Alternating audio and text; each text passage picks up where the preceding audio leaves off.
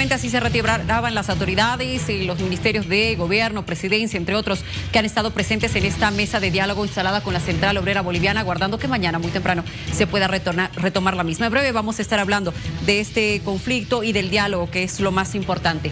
Ahora vamos a hablar justamente sobre el decreto supremo 5503, pero esta propuesta y este anuncio que ha lanzado el vicepresidente. Escuchemos. Nosotros entendemos que la subvención en algún momento tenía que cortarse, pero lo que nosotros cuestionamos es la forma y consideramos que no era el momento.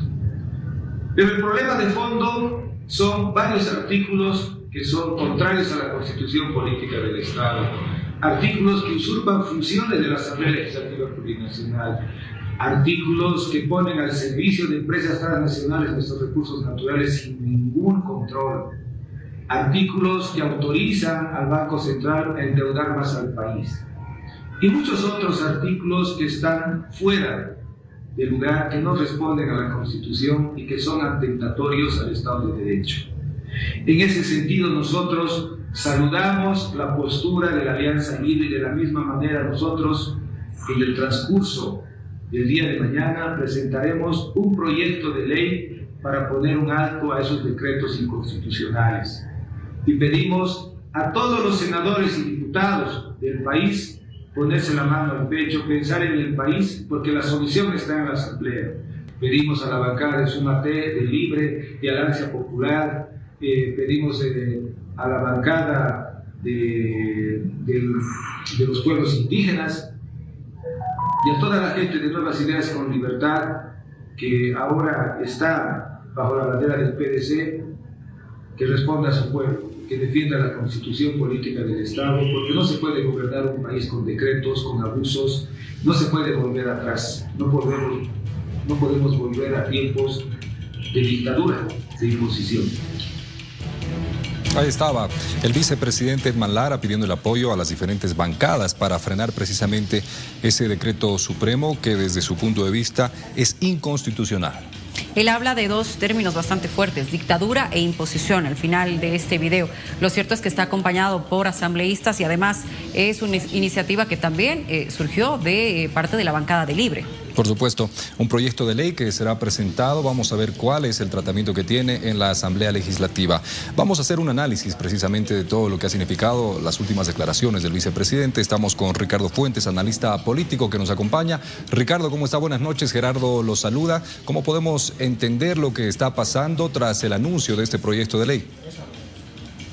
Buenas noches, Gerardo. Sí, se están abriendo varios frentes ante el decreto supremo 5503, frentes políticos sociales en cuanto a la conflictividad social, frentes ya judiciales, anunciada una acción popular con audiencia para el día viernes, un frente legislativo que sería este otro, pero que no constituye innovación porque ya en el pasado otras leyes han abrogado ciertamente bastantes decretos supremos. El caso de la Ley de Procedimiento Administrativo en su momento, el año 2002, lo había hecho así, la Ley de Hidrocarburos el 2005, la Ley Marcelo Quiroga Santa Cruz, pero de manera expresa, una ley con un artículo único para abrogar un decreto supremo, eso no ha sido frecuente en materia legislativa boliviana. Entonces, esto depende ciertamente de la cantidad de asambleístas que estuvieran de acuerdo con este tratamiento. Pero lo importante será evitar que haya más erosión de la institucionalidad. Un tratamiento por vía judicial, un tratamiento por vía legislativa son tratamientos institucionales que el propio Estado ha creado, entonces habrá que ver qué cauce tiene cada uno de ellos el viernes en el caso judicial y para cuando se proponga este proyecto de ley que se ha sugerido a través de Edman Lara.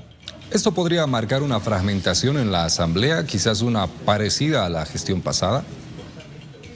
Sí, lamentablemente este es el caso, de que el gobierno no tiene la cohesión que sería deseable para enfrentar esta coyuntura y acometer con las medidas que tratan de reparar la situación económica. El decreto en cuestión tiene muchas áreas, muchos ejes que tocan, no solamente el de la eliminación de la subvención. Lara está considerando el tema de los contratos con vía rápida y las facultades que dice que se le han concedido al Banco Central para negociar créditos. Eso, negociar financiamiento está autorizado, pero es la Asamblea Legislativa la única instancia que puede autorizar esos créditos, eso queda claro, pero en el caso de los contratos estratégicos y la vía rápida, Andrea Barrientos decía esta tarde que evitar el tratamiento legislativo sería una locura. Pero por ahí también se desliza el hecho de que se le concede la vía del arbitraje internacional cuando por Constitución sabemos que todos los contratos estratégicos que versan sobre recursos naturales tienen que estar sometidos a las leyes bolivianas, salvo que se tratara de una habilitación legal con ley expresa, que ese no es el caso, ¿no? Entonces hay muchas nebulosas en las materias que regula el decreto supremo. Ricardo, buenas noches. Le saluda Luciana. El vicepresidente ha utilizado dos términos que sí me parecen bastante fuertes, dictadura e imposición. ¿Será así la manera de ver este decreto supremo? No, porque lo que estamos viendo ahora es que justamente estas vías institucionales le permiten a él, digamos, proponer soluciones legislativas. Una dictadura no le permitiría de ninguna manera hacer una proposición legislativa. Tampoco permitiría, como es el caso, de admitir un recurso constitucional ante la Sala Constitucional de Santa Cruz, pues como se ha planteado. Este anuncio, Ricardo, ¿podría impulsar estas movilizaciones que está llevando adelante la Central Obrera Boliviana? ¿Podría afectar en algo este diálogo que se tiene con el gobierno? Lo que pasa es que está mostrando más frentes y, por supuesto, está poniendo a flote esa falta de cohesión. Entonces no es bueno, ¿no? Se supone que ahora hay un consenso en la ciudadanía para aceptar la eliminación de la subvención.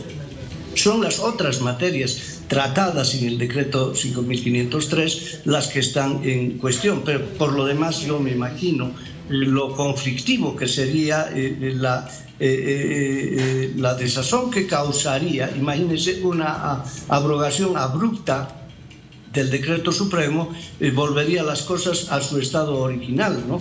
Entonces no es deseable esto, ¿no? Pero de repente una forma de aclarar los alcances del decreto supremo sea, digamos, a través de su reglamentación, porque si con la reglamentación se aclaran los aspectos que están en duda, esa reglamentación constituye interpretación original, es decir, de quienes han emitido esa norma legal. Y si en la reglamentación se establece claramente que va a haber un tratamiento legal de los contratos estratégicos, bueno, queda aclarado ese aspecto, por lo menos, ¿no? ¿Cree usted que esta propuesta o este proyecto de ley podría avanzar o prosperar en la Asamblea Legislativa? Él dice que tiene respaldo de otras bancadas, pero yo no creo que sea así, porque el resultado no sería bueno, crearía, por supuesto, una situación de inestabilidad. ¿Qué tendría que hacer el gobierno de Rodrigo Paz al respecto, o simplemente esperar a ver lo que sucede en la Asamblea?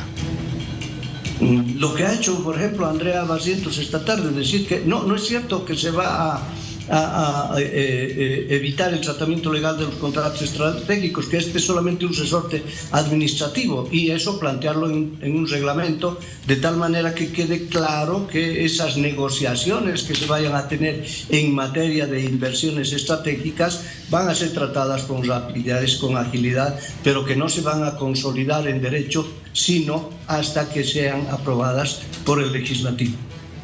Ahora, Ricardo, evidentemente estamos en fechas importantes y le hablo de las subnacionales, pero estamos también con movilizaciones activas. De hecho, hay reuniones por parte del Tribunal Supremo Electoral para poder analizar el tema del calendario. ¿Cree que esto, la situación social que vive en este momento Bolivia, puede afectar a las subnacionales?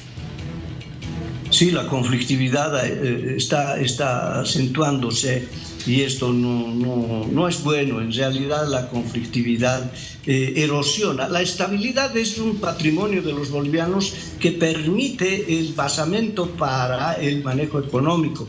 Y bueno, siempre que se altera esa estabilidad por conflictos es que la situación o se detiene o retrocede. Entonces esto es algo que se debe atender lo más pronto posible. Y este sería un mecanismo que está iniciando, que podría durar durante quizás toda la gestión del vicepresidente, de su bancada, para frenar las decisiones del Ejecutivo. ¿Se volvería en una manera de hacer frente a esas decisiones? Esto es expresivo de la crisis del sistema de partidos políticos. No es un partido cohesionado, fuerte, que ha llegado a detentar el poder, ¿no?, que se ha hecho de la administración del Estado.